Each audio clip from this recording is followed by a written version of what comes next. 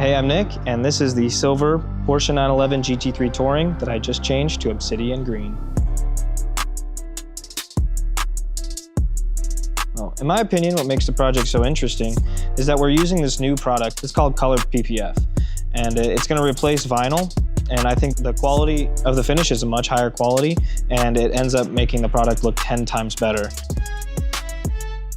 With this project in particular, the most interesting part about it was that we were able to actually disassemble most of the car, and the client really wanted a fully complete project. He wanted it to look green. He did not want the silver to show at all, and so we took off the doors, we took off the engine cover, fenders, everything that we needed to wrap the edges so that there was no silver showing at all. And so on top of doing that, we also wrapped the insides of the door jambs and into that engine cover so that even when you open the doors, there's no silver showing at all. It's all green. It all looks like it came from factory like that.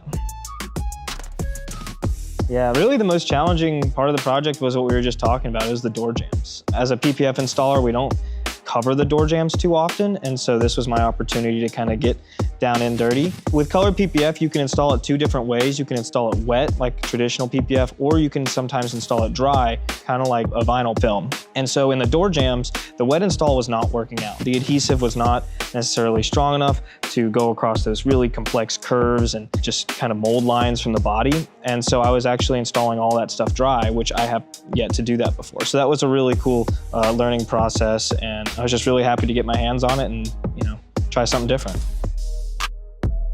My pro tip is that don't be afraid to fail, but in my opinion, that's like one of the most important things that you can do as an installer is just to try stuff new. Some of the skills that I've learned, I didn't learn from somebody else. I actually learned myself. I taught myself by just trying something that's like, hey, that idea sounds kind of crazy, but might be crazy enough to work. And sometimes it doesn't, sometimes it does. With this project, since it was a newer project, it took me a while. Probably a full week. Those door jambs really kicked my butt, and so did the mirrors.